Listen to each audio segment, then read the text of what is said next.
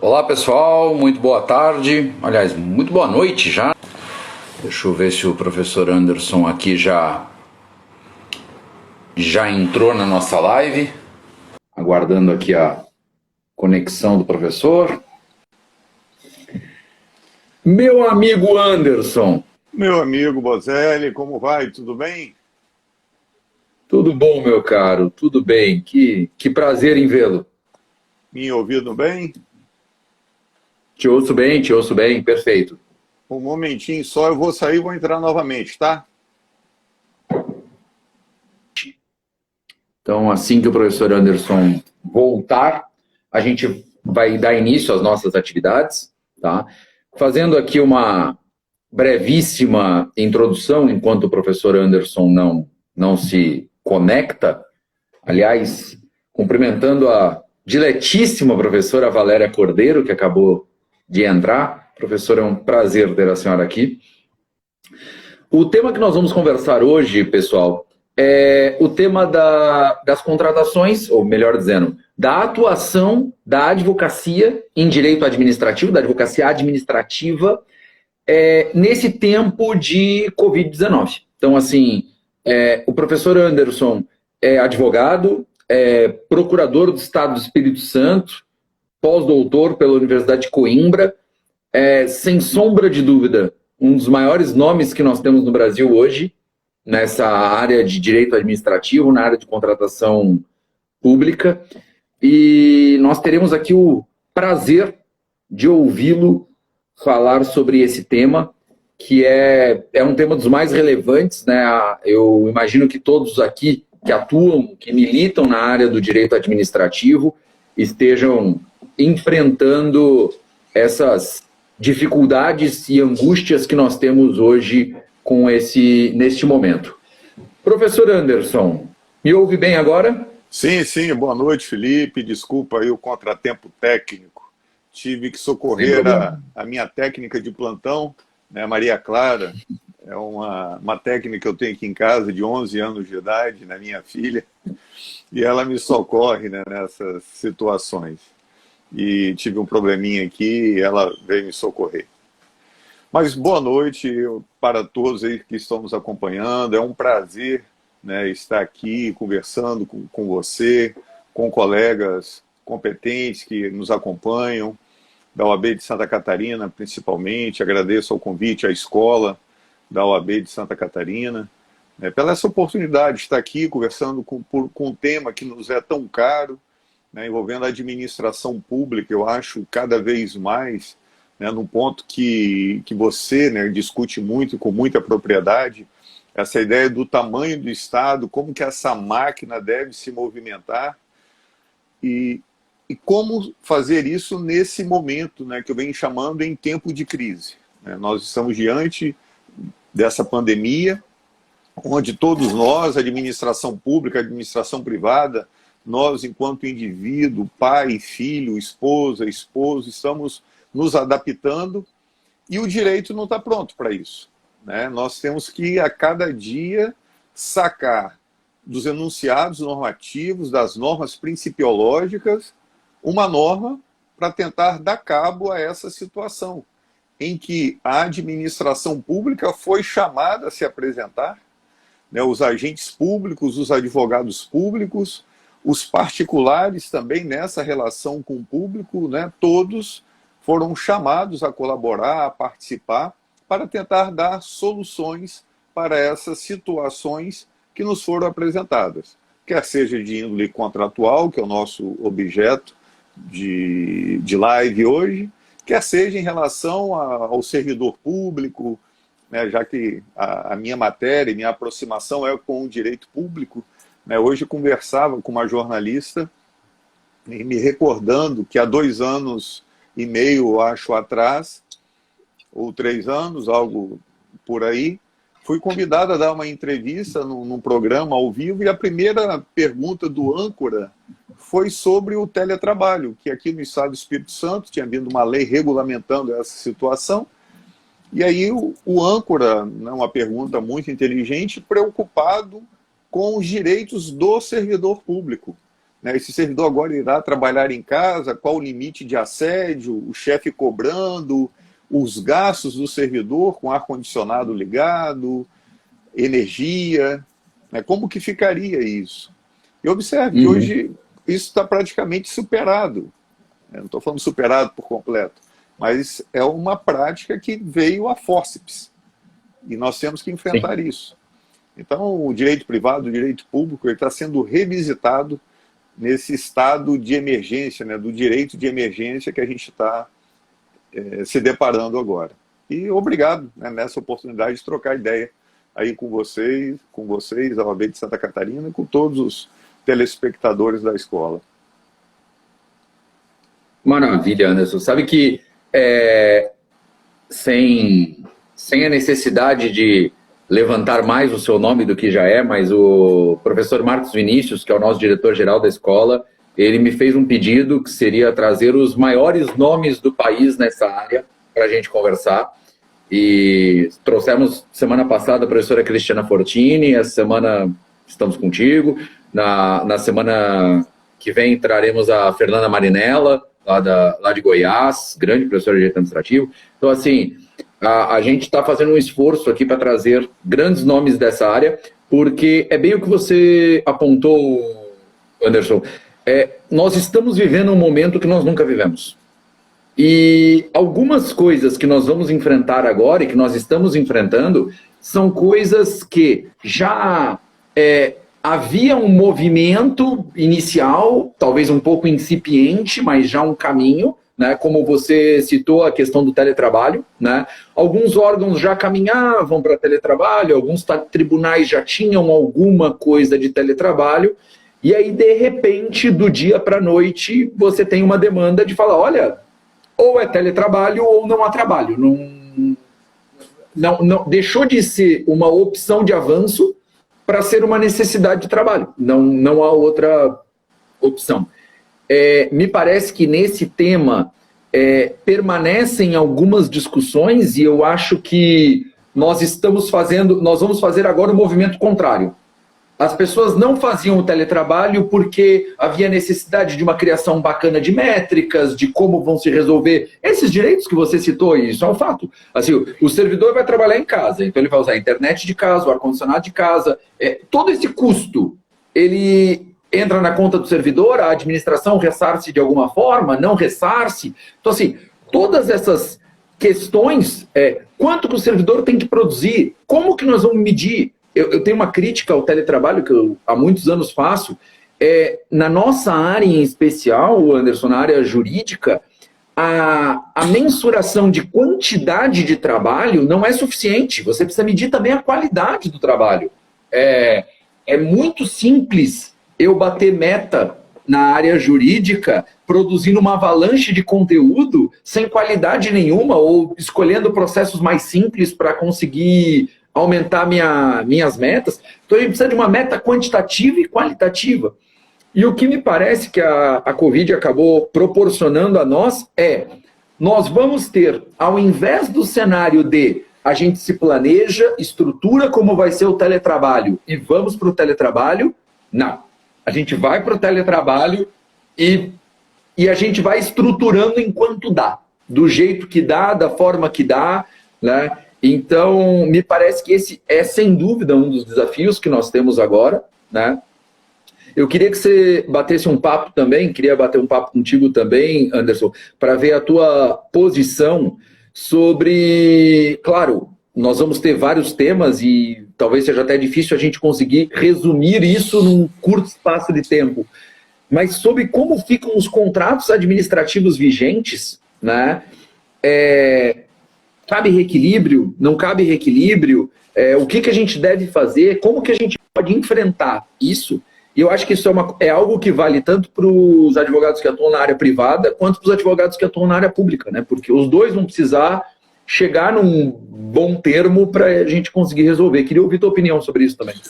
Eu acho que esse é o grande ponto, né, Felipe, que nós temos que discutir. E como você pontuou, isso vem tanto da iniciativa pública, da iniciativa privada, essa necessidade do reequilíbrio, como também da administração pública.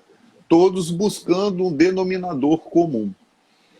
Muito se fala, né, que o direito ele está ultrapassado, uma crítica como se todas as nossas respostas já estivessem de forma objetiva, numa linguagem binária no ordenamento jurídico. Se acontecer isso, faça isso, e etc.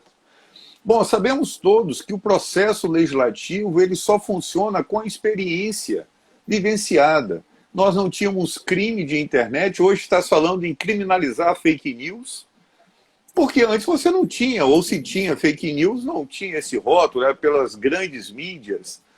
Então surge a situação na sociedade, nas relações jurídicas, e aí temos que buscar a solução. E essa solução vem pela legislação.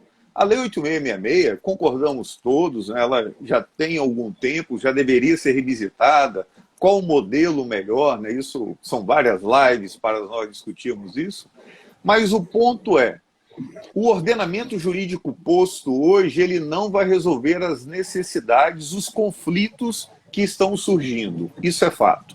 Nós não vamos encontrar nenhum dispositivo legal. Ora, isso quer dizer que a ciência jurídica não tem nenhum apoio, nenhum pilar para erguer? Não, tem. Nós temos a teoria da imprevisão. Agora, a grande dificuldade nos contratos administrativos, que é, sempre vamos dizer, foi mais fácil para a administração pública utilizar das chamadas cláusulas abusivas, das suas prerrogativas ou privilégios, né, para os críticos, desses privilégios para impor uma solução ao particular. Então, aquelas alterações de 25% para mais ou para menos, isso era fácil, entre aspas, de se resolver juridicamente. Nós não nos preocupávamos, eu digo nós, a administração pública, os advogados, era aquela ideia quase kelseniana, né, da teoria pura do direito. O direito diz isso, então essa é a resposta. Pois bem, a pandemia apresentou conflitos, vem apresentando conflitos que a margem de 25% de possibilidade de supressão de objeto não trará solução.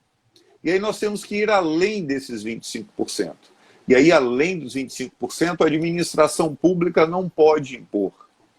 E aí terá que chegar a uma solução consensual, uma solução mediada, uma solução que atenda as duas partes. E o ordenamento jurídico é uma coisa muito curiosa.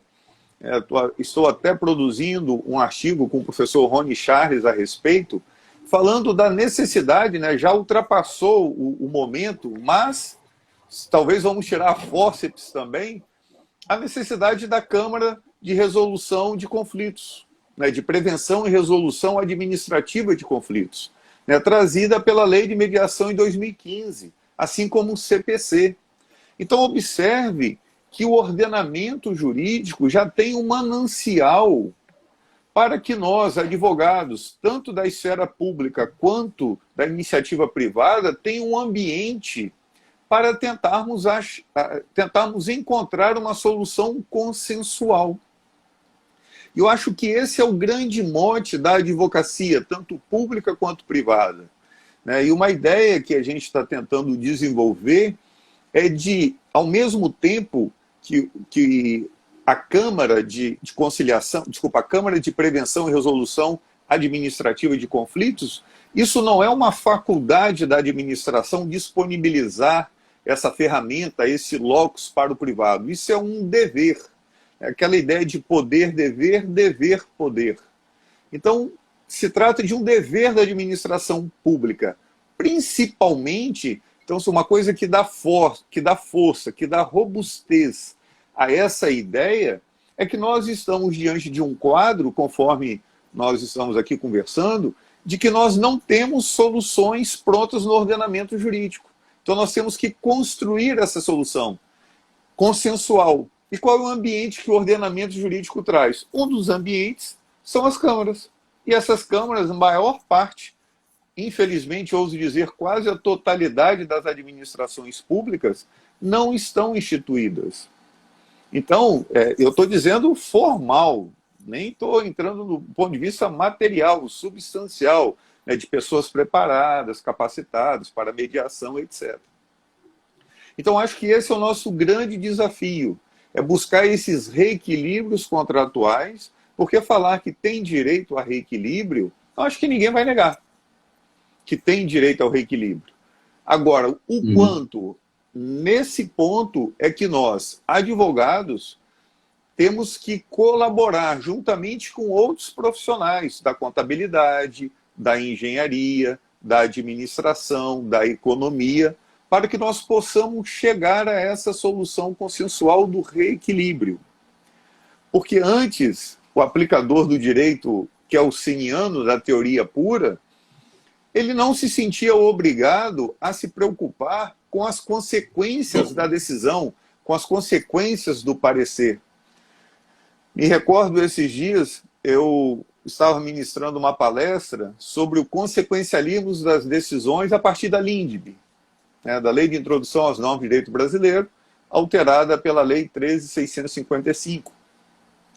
E eu dizia que a advocacia pública teria que se reinventar, que os pareceres agora deveriam abordar, inclusive, as consequências jurídicas e administrativas dessa decisão.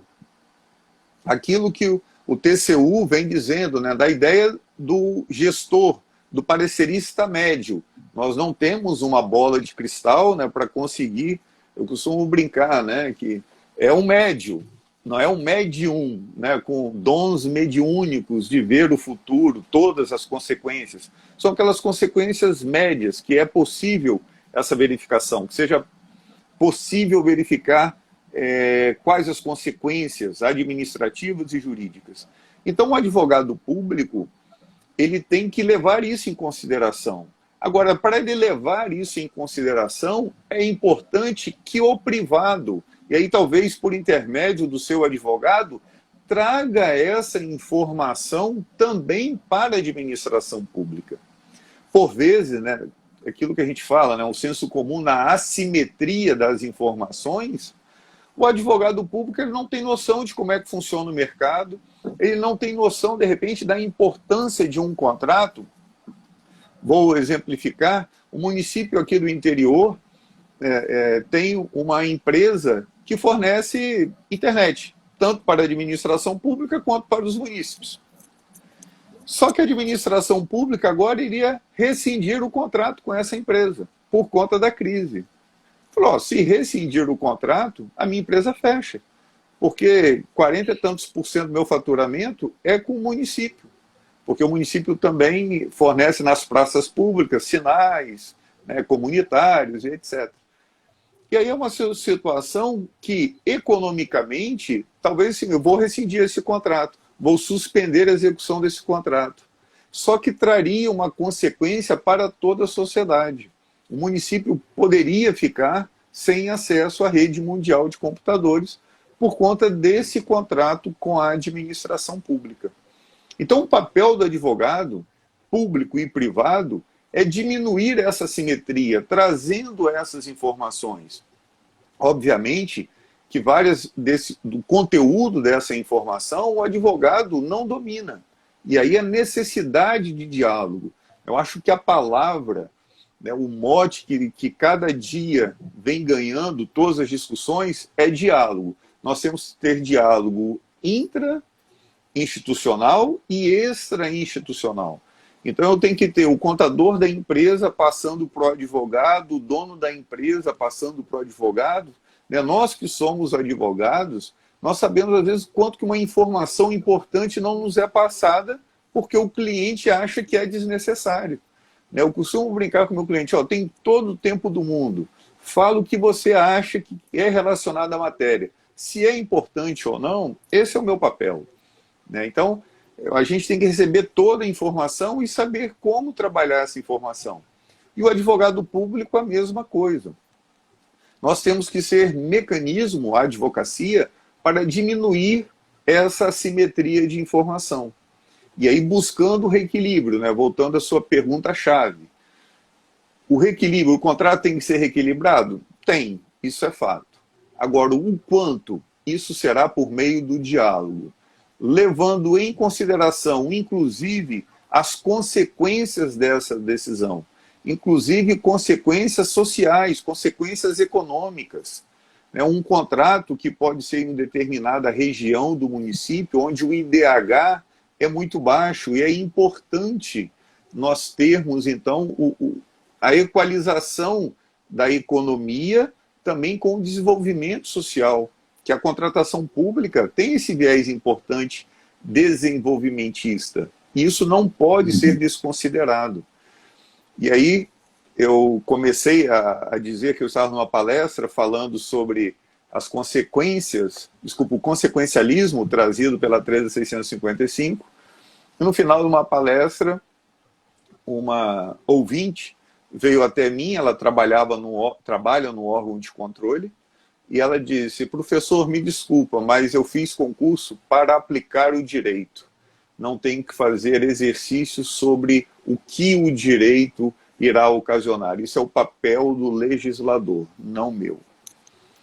E aí nós temos que nos depararmos daqui a pouco, e espero que não, espero que isso seja uma minoria, estou falando de órgãos de controle, da situação dos órgãos de controle que agora não, daqui a algum tempo, quando passado esse pico pandêmico, começarem a se debruçar sobre os atos praticados agora, sobre o que foi correto, o que foi legítimo, o que foi ilegítimo.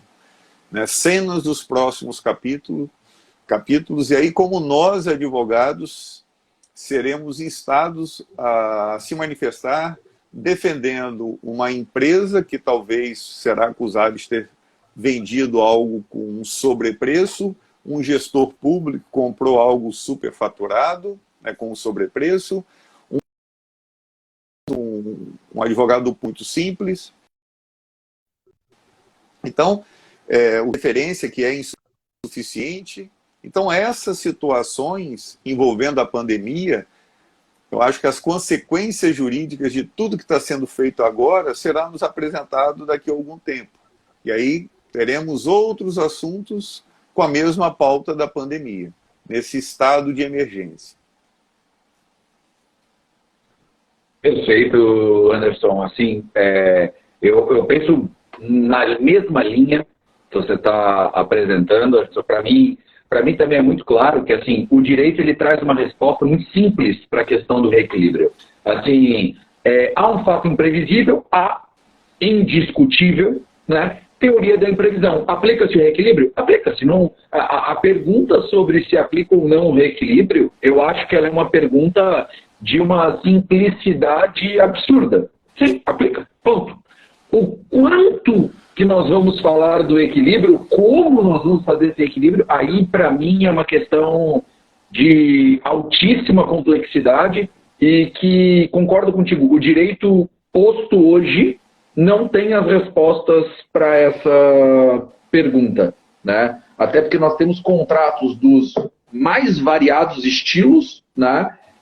Eu não tenho dúvida, ainda não aconteceu nenhum aqui no nosso escritório, mas eu não tenho dúvida porque eu já vi isso no passado acontecer, que vai chover pedido de reequilíbrio em contratos que não faz o menor sentido você reequilibrar. Então, sei lá, o cara tem um contrato de fornecimento de combustível, preço dos postos de gasolina, não sei aí no Espírito Santo, mas aqui em Florianópolis caiu significativamente. E aí o sujeito, malandro, vai lá e fala: olha, subiu a gasolina, porque subiu tudo, então subiu a gasolina, alta do dólar. E aí ele quer encaixar um aumento de preço. A gente já viu isso acontecer, maus empresários que acabam tentando se aproveitar desse momento para ajustar o seu contrato ou algo nesse sentido. E outro ponto que você tocou, Anderson, e eu tenho falado isso há bastante tempo, eu confesso até que eu acho bastante, né? Bastante nesse cenário, nós estamos falando de 40 dias, né? Mas eu confesso que eu errei. Eu achava que ia demorar mais. Mas essa questão que nós estamos vivendo hoje, principalmente da compra dos insumos da Covid, atrelado à questão da 13979, que fez uma coisa que, assim, eu acho temerária, embora entendo as razões, que é você permitir o afastamento da obrigatoriedade de pesquisa de preço, né? Eu entendo perfeitamente as razões, acho até um acerto normativo, mas acho que a gente tem que tomar um cuidado absurdo. Tenho brincado aqui se a gente combinou com os russos isso, né? Se isso foi combinado previamente com todos os órgãos de controle, os milhares que nós temos no país, né? E eu achei que nós íamos ter, como você apontou, um reflexo futuro. Mas, na verdade, nem é tão futuro esse reflexo. Eu já tenho visto, já tem circulado notícias sobre as mais variadas ações, atuações de Ministério Público, porque nós já estamos percebendo o que nesse momento seria bastante óbvio, que um estado está comprando um equipamento por 60 mil, o outro estado vai lá e compra por 180. Né? Assim, 300% de diferença. Né? Aí vem o outro estado e compra por 70, o outro por 90, o outro por 120. Como que o controle vai conseguir enfrentar isso? Né? Eu tenho conversado com alguns amigos aqui e, na minha opinião, há duas coisas que podem acontecer. A primeira opção seria o controle fazer o que eu já vi acontecer em alguns casos, mas normalmente casos muito pontuais e não casos que abranjam o Estado, a nação como um todo, né? Que é um certo acordo de cavalheiros entre o Estado e o controle fala, ok, não tinha solução, vamos fingir que isso não aconteceu, bola para frente, não tocamos nesse assunto. Segue o jogo. Aqui em Santa Catarina temos casos notórios que isso aconteceu, que o Estado, em todos os governos isso aconteceu, o Estado tomou uma decisão sobre algo que não tinha decisão boa a ser tomada. Normalmente ele senta com o Tribunal de Contas antes, senta com o Ministério Público, conversa, vamos fazer um acordo? Vamos criar aqui um ambiente onde a gente tome uma decisão, caminhe para frente e siga o baile. Então, ou os órgãos de controle vão fazer algo parecido com isso e vão dizer, vamos fazer o seguinte, época de Covid, esquece, toca-se para frente, ou nós vamos ter uma enxurrada de processos de responsabilidade, porque o conceito de sobrepreço, que é um conceito que os órgãos de controle são muito afetos, né, e eu sempre fui um forte crítico, porque eu acho que, assim, você trabalhar, sei lá, um CAD, por exemplo, que tem uma estrutura muito complexa e técnicos especializados para analisar se há sobrepreço ou não, já é difícil. Você relegar isso a todos os tribunais de contas, a todos os ministérios públicos, com mais elevado respeito a esses agentes, mas são órgãos, o Tribunal de Contas até não, mas o Ministério Público formado essencialmente por juristas, que não têm condições de avaliar todas as zilhões de variáveis de preço que podem existir, né, e o impacto que isso pode ter para a gente aferir se há sobrepreço ou não num determinado caso. Né?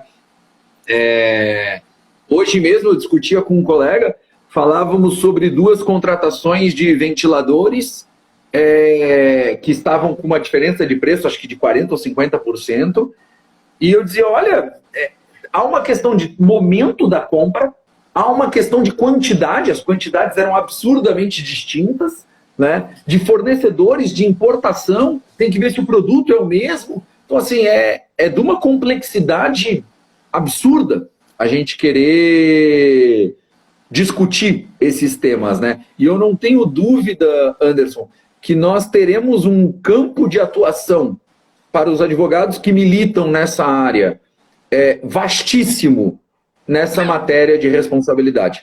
Porque, em que pese eu ter feito essas 2 possibilidades, eu não acredito muito na primeira possibilidade, porque eu já vi ela acontecer, mas em casos isolados, onde há um Ministério Público, um Tribunal de Contas, senta o Estado com os 2, conversa e há um entendimento mútuo. Nesse caso, você teria que entrar em acordo com todos os Ministérios Públicos, todos os Tribunais de Contas, todas as auditorias, todas as controladorias, o que é obviamente impossível, né? Então, me parece que nós teremos aí uma avalanche de processos nessa área, né? E que, claro, para a advocacia será um terreno muito fértil de atuação, promete um terreno muito fértil de atuação nesses casos nos próximos anos. A gente tem recebido aqui algumas perguntas, Anderson, e queria até repassar, né? A Mari Melo, ela fez um questionamento aqui sobre o Acórdão 215, que eu Decisão, creio que ela né? se refere àquele Acórdão 215 de 99 do Tribunal de Contas, que fala dos acréscimos qualitativos, se eu não estou enganado. É, qualitativo. Na verdade é a decisão, né? E aí Tinha ela... nome de decisão 215. É, a adesão 215. E aí ela pergunta se ele serviria de solução em casos de aumento superior a 25%. O que você acha, Anderson? Eu acho, obrigado aí pela pergunta da Mari, eu acho que servirá assim como um balizamento, né? Mas essa decisão 215 do TCU, ela traz N situações, né, que tem que cumprir. Eu falo, acho que é mais fácil, talvez, Marte alinhar com Vênus, com Júpiter, do que atender, né? Porque é um elenco, eu acho 8 requisitos, todos de cunho subjetivo fortíssimos, mas sim, é um apontamento de um órgão de controle, uma famosa decisão, né, dizendo que você pode ultrapassar os limites dos 25%. Eu não tenho dúvida que podemos ultrapassar o limite dos 25%. A dúvida, né, e o acórdão também deixa isso claro, se nós formos ultrapassar, isso já é uma mudança, é uma situação que tem que ser consensual. Então a outra, o particular, tem que aceitar. Eu não posso impor um limite, uma alteração além dos 25%. Boa parte dos contratos, eu acho que a maior parte dos contratos, seria uma supressão além dos 25%. Mas nós podemos também ter um acréscimo além dos 25%. Eu não tenho dúvida, tanto na supressão quanto no acréscimo, poder ultrapassar esse limite legal. Quer seja utilizando como um argumento de reforço o acordo 215, a decisão 215 do TCU, uma decisão importante. Agora, a grande dúvida é a questão do preço, né? Como que nós vamos chegar? A métrica nem sempre será objetiva. A partir do momento que às vezes eu vou ter uma restrição muito grande, a consequência no preço será bem maior, porque o custo fixo do serviço pode já ser afetado, e aí a diminuição do valor do contrato não poderá seguir essa mesma ideia de percentual que a gente tem nessa alteração dos 25%. E além disso, caso o acréscimo seja superior aos 25%, aí não sei se é a questão da Mari, o pessoal não pode ir além dos 25%. Então tá bom, então eu vou contratar por dispensa. Eu vou até os 25% e o que falta eu vou contratar por dispensa. Eu acho que isso seria uma construção muito pequena, né, só para falar que você não ultrapassou o limite dos 25%. Eu acho melhor fundamentar e ultrapassar o limite dos 25%, utilizando, inclusive, a decisão 215 do TCU. Agora, voltando, Felipe, à questão que você colocou, que nós colocamos do sobrepreço, né, e as notícias, eu acho, assim como você, eu imaginava que isso ia demorar mais um pouco, né, para acontecer, já está acontecendo, talvez por conta, né, primeiro a pandemia, com acesso fácil à rede mundial de computadores, talvez, né, nunca tivemos tanto acesso à informação e às vezes a desinformação. Eu vou contar um caso para retratar bem a diferença do preço, né? Como que vários fatores influenciam no preço. Aqui em frente à minha casa, aqui em Vitória, na esquina, tem um rapaz que vende coco. E uma coisa que eu acho interessante, Felipe, minha filha tem 11 anos de idade, vai fazer 12 anos semana que vem, que desde quando ela nasceu, eu comecei a comprar água de coco com costume. E algo interessante que é essa água de coco, há 12 anos ela continua R$5. Não subiu. Às vezes, quando chega no verão, chega a 6, aí depois volta para 5 e por aí vai. E aí esse rapaz que vende coco, agora ele começou a vender álcool gel também. Ele botou, empreendedor, ele botou e está ali um negocinho álcool gel. Esses dias eu passei, uma garrafinha de álcool gel assim, estava R$20. Aí eu brinquei com ele, disse, seu Jânio, o coco não sobe, mas esse álcool, ele, doutor, mas é caro, está difícil. Hoje eu passei, já estava a R$15. Então, foi ontem não, antes de ontem estava 20, hoje estava 15. Talvez sábado estará 10. Daqui a pouco ele comprou muito e todo mundo começou a produzir. Né? Hoje chegou a notícia, não sei se acompanhou, né? Álcool gel falsificado, né? Que a administração pública teria comprado, não sei aonde, se foi aqui no Espírito Santo ou em Santa Catarina, né? E daqui a pouco esse rapaz vai estar vendendo álcool gel a R$5 porque chegou a prefeitura, notificou, porque ele está estocando produto inflamável e aí ele tem que desfazer do estoque dele, agora já está todo mundo vendendo, já não está em falta. E assim é o mercado. E às vezes uma semana eu vou ter uma variação enorme dentro do mesmo fornecedor. Eu não estou falando que ele é desonesto, por isso que eu citei que a água de coco continua a R$5 há 11 anos. Observe que é o mercado. E às vezes, olha, um governo pagou X, outro pagou Y, o mesmo álcool. Às vezes foi uma oferta de segunda-feira, às vezes outra oferta foi de quarta-feira. Agora, como que os órgãos de controle irão resolver isso? Se vão passar a régua? Eis a questão. Eu não apostaria nisso, né? Assim como eu acho que é a sua aposta. É muito difícil. Vão ser diversos casos. Separar o joio do trigo vai ter que ser um trabalho braçal, cuidadoso em cada caso concreto. Eu tenho... primeiro, só fazer um comentário sobre a questão da precificação. Concordo contigo, Anderson, assim, em gênero, número e grau. Assim, parece que nós temos uma visão no Brasil que está nas pessoas, está em alguns órgãos de controle, em alguns controladores, em alguns gestores, né? Está em alguns gestores públicos também, que acham que precificação é assim, eu compro por X, boto 30% e esse é o preço final. E que precificação é algo simples assim, né? E esquecem que precificação é talvez uma das atividades mais complexas dentro da questão empresarial, você conseguir chegar no real preço do seu produto, calculando todos os seus custos, todas as suas variáveis, o risco, o lucro, o custo de capital, etc, etc. Então, assim, concordo muito contigo.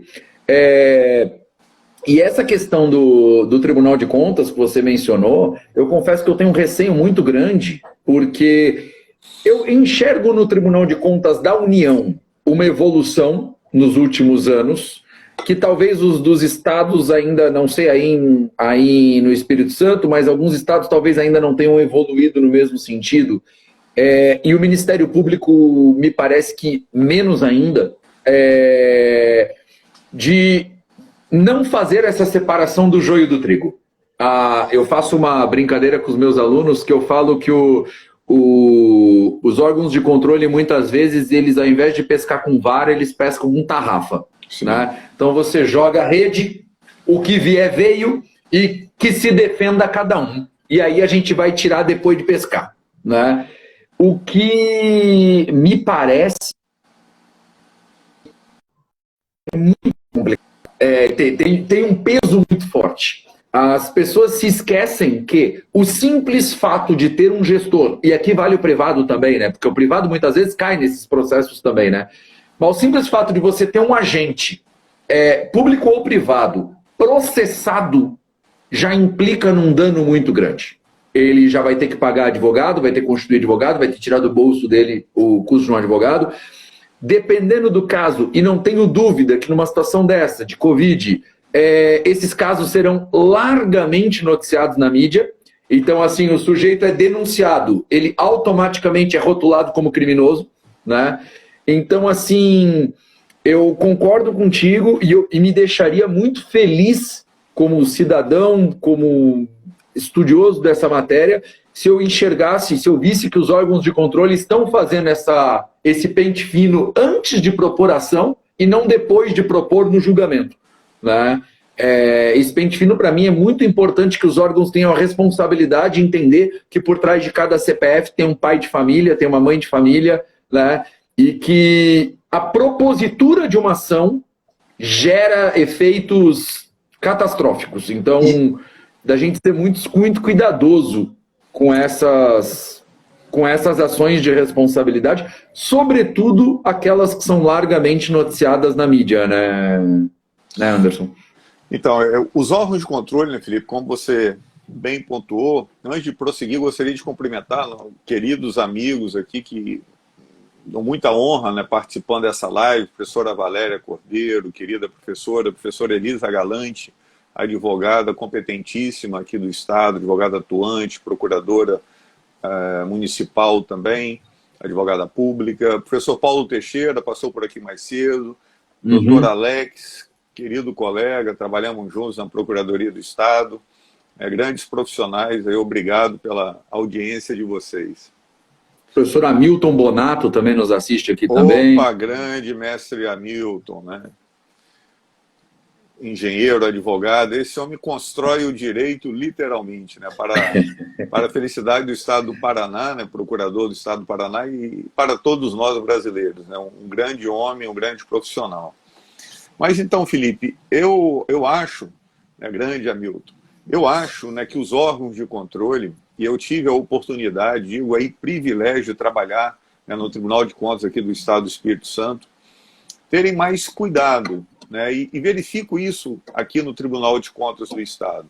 Eu acho importante, às vezes, quando vem uma crítica muito forte, né, com relação à forma de escolha dos conselheiros ou dos ministros do Supremo Tribunal Federal, eu acho que a forma de controle é a ideal. Não estou dizendo que todos os escolhidos são ótimos, são coisas totalmente diferentes.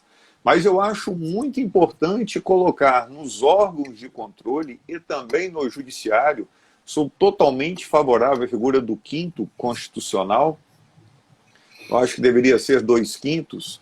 Também sou favorável a mandatos em órgãos de controle no Supremo Tribunal Federal. Não deveríamos ter copiado o modelo de matriz estadunidense, né, da vitaliciedade, e sim com mandato, como funciona quase toda a Europa. Então, essa forma de escolha dos tribunais de contas, dos órgãos de controle, é muito importante, porque isso traz sensibilidade. E aí teve um episódio, Felipe, muito curioso, que você me perdoe, né, vou poupar o santo, mas eu me recordo que eu fui no Estado da Federação na época que se discutia se promotores poderiam ocupar ou não cargos de secretário e de ministro. Um problema que houve no governo federal. Doutora Elisa Galante, grande professora, querida amiga, no governo federal. E aí eu fui convidado pela escola do Ministério Público do Estado da Federação a dar uma aula. Fui convidado para o jantar e lá o diretor da escola me pergunta: Anderson, o que você acha de promotores poderem ser secretários? Aqui no Estado nós temos 2 promotores que são os secretários.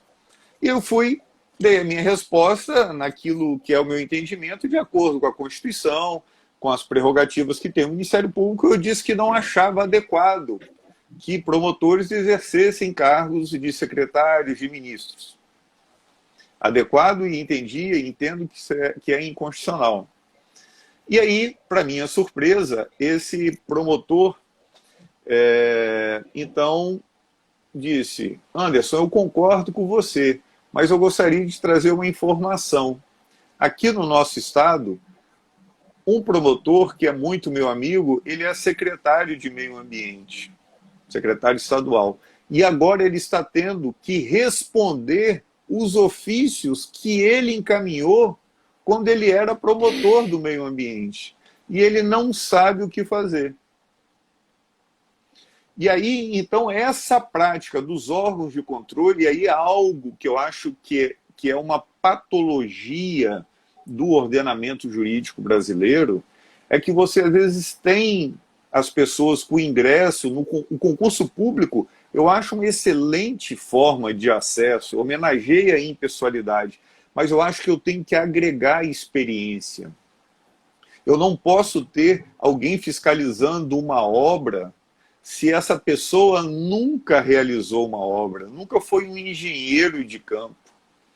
E aí ele fica: você planejou mal, você deixou de colocar, você deveria ter visto isso. Não, isso não dá para ver na prática. Isso é só, na hora do projeto, isso é só na hora. Não. Se você tivesse feito um projeto bem feito, vem cá, você já fez um projeto? Já efetivou um projeto? Acompanhou uma obra? Foi engenheiro de campo? Então, a mesma coisa o órgão de controle. Eu me recordo uma vez, uma colega minha, de advogada, ela dizendo assim, não vou contratar os Correios porque não tem um documento tal, e a lei exige esse documento. Se não tiver os Correios, não tem intimação, não tem citação. A gente vai parar a administração pública sim, porque a lei exige, não pode contratar ninguém em situação irregular perante o INSS, o FGTS.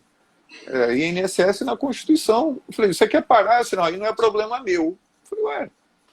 Então essa pessoa, ela não tinha ideia da consequência disso lá na ponta. E ela nunca tinha feito nenhum tipo de controle. Uma outra situação, eu trabalhava no Tribunal de Contas ainda, eu lembro de um presidente de Câmara Municipal, ele estava sendo condenado, pedia, né, os técnicos a condenação, porque ele tinha contratado no interior, um município de 17 mil habitantes, tinha contratado um marceneiro e não tinha exigido a regularidade fiscal desse marceneiro. Qual a opção que tinha esse gestor? No município, na região, não tem nenhuma empresa devidamente constituída para consertar telhados. Não dá nem para, às vezes, exigir equipamento de segurança. Essa é a situação que nós nos deparamos no dia a dia com esse Brasil. E aí eu vou ficar como se estivesse numa torre de marfim, olhando o ordenamento jurídico. Não, errou aqui, errou aqui. Isso não é jogo de batalha naval, né, que acha um erro, bomba, explode tudo. Então, é importante, eu acho, e aí o papel do advogado, levar isso, essa experiência, essa vivência, quer seja numa petição, quer seja distribuindo memoriais, quer seja, né, já que o nosso ponto aqui é Tribunal de Contas, uma sustentação oral no Tribunal de Contas, mostrar a dificuldade. Eu acho que esse é o papel do advogado.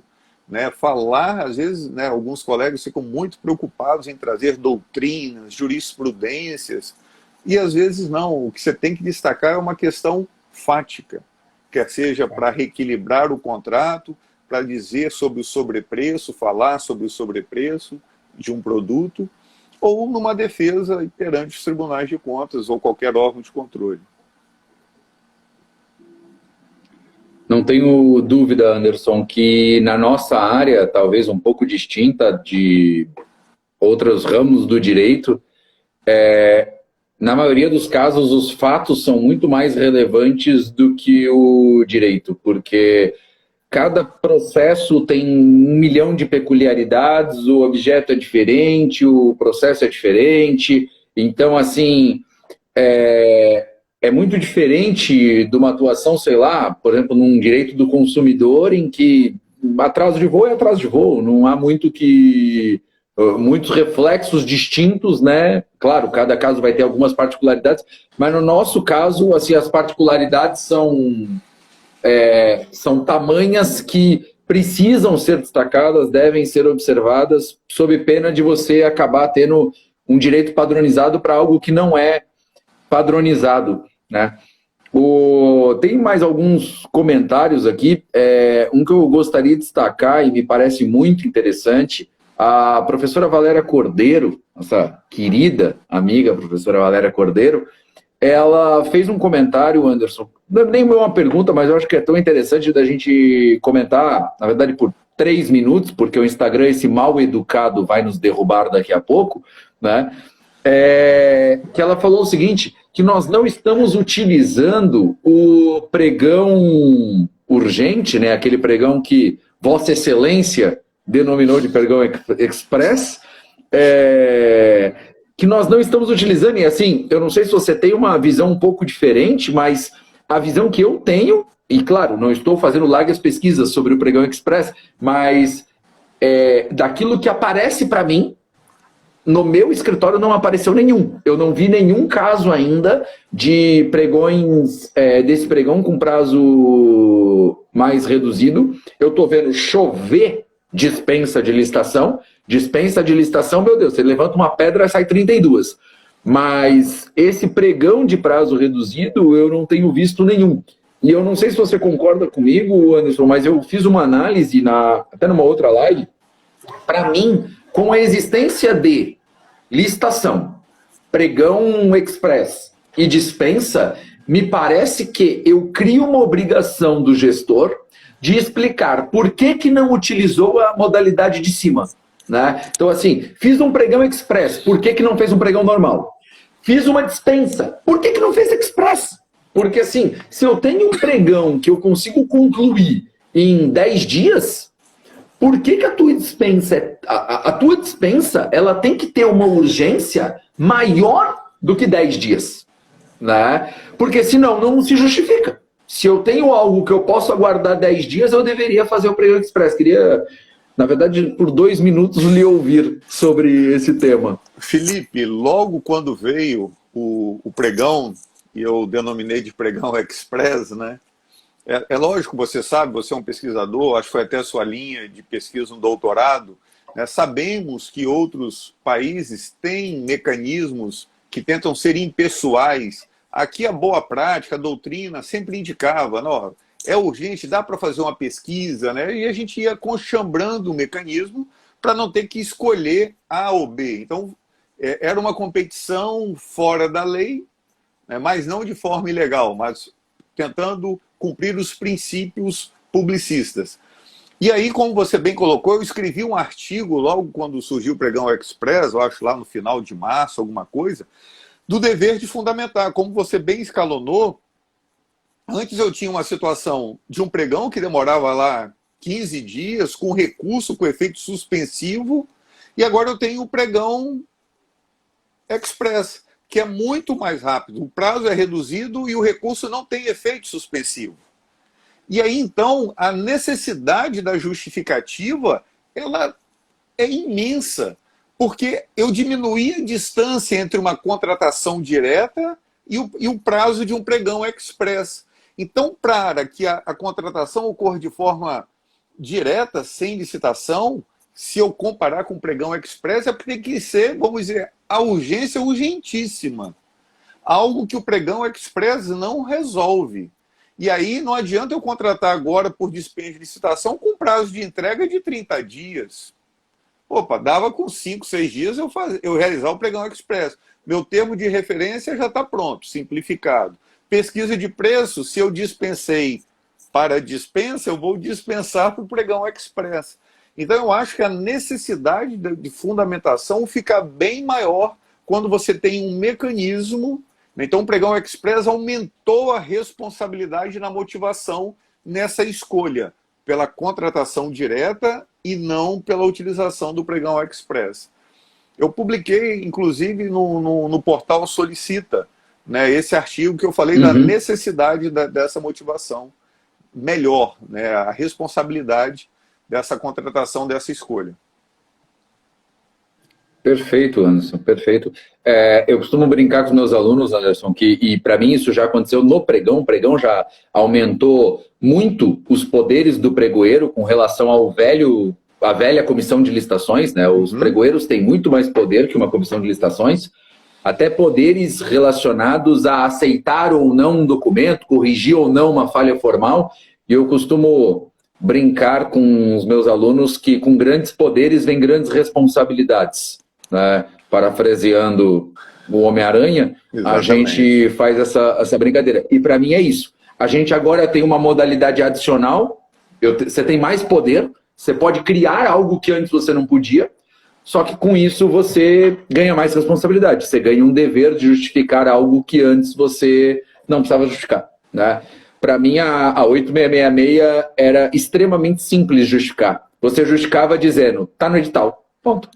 Tá na lei, ponto. Não, assim, tratava o gestor como um robô, e um robô não precisa explicar por que fez, porque ele fez aquilo porque era o que a lei mandava. Eu não preciso ficar explicando. No pregão, a gente carrega o gestor de poder, né, de capacidade decisória, e com isso ele acaba tendo uma responsabilidade muito maior, sem dúvida. Meu querido amigo professor Anderson Pedra. Eu tinha um pregão que demoraria 15 dias, 20 dias, ou tinha dispensa. Então a justificativa era mais fácil. Agora não, eu tenho um pregão que o tempo é bem menor, um pregão express, que o recurso não tem efeito suspensivo, e tem a dispensa. Então estou numa linha muito tênue entre uma escolha e outra administrativa. Cumprimentar aqui o Jailson, o grande Ronaldo, professor, que constitucionalista de primeira. Obrigado aí, professor Jamil, entrando também.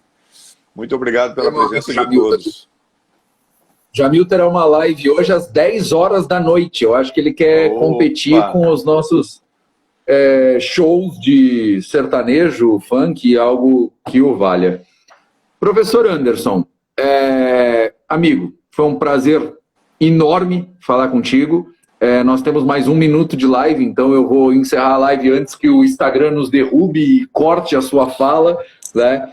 Queria agradecer imensamente a tua participação aqui, deixar a nossa querida OAB de Santa Catarina de portas abertas para você, meu amigo, aqui. Você está em casa, tá? Agradecer a tua presença aqui, teu atendimento pronto. Falei assim, Anderson, vamos? Na hora, vamos. E agradecer as tuas palavras. Você é um gigante das licitações, meu amigo, e um dos maiores nomes que nós temos hoje na área de contratação pública. Muito obrigado. Meu amigo Felipe, convite seu é convocação, né? É um prazer, uma honra dialogar com você, um profissional, um advogado de primeira, sempre com argumentos e apresentação muito contundentes. Professor Arlen, meu amigo processualista que sempre me socorre, grande Alex, doutor Alex também, um grande abraço. Então, sempre estarei à disposição da OAB de Santa Catarina. Muito obrigado pela sua convocação. Sempre que precisar. Gostaria de dizer aqui aos amigos que participaram dessa live, caso tenham feito alguma pergunta, eu não tenho conseguido responder, porque fica passando aqui rápido para a gente, não dá para acompanhar. Pode mandar no direct aí no Instagram, né? Meu endereço está aí em cima, Anderson S. Pedra. Terei o maior prazer em tentar contribuir com um colega, com um amigo. Eu acho muito importante essa troca de experiências para nós, advogados, tanto público quanto privado. Eu acho que a gente tem que diminuir, né? Hoje está muito polarizado, tudo muito discutido. O professor Vitor Amorim, grande constitucionalista, administrativista, aqui nos brindando também, o professor Ronaldo, aquele abraço. A gente tem que diminuir essa tensão, esse muro que fica erguendo entre a advocacia pública e a advocacia privada. Eu acho que nós temos que construir pontes, construir soluções. Esses contratos terão que ser discutidos, e aí cabe a nós, advogados públicos, advogados privados, trazer esses fatos para o processo administrativo, né? A via judicial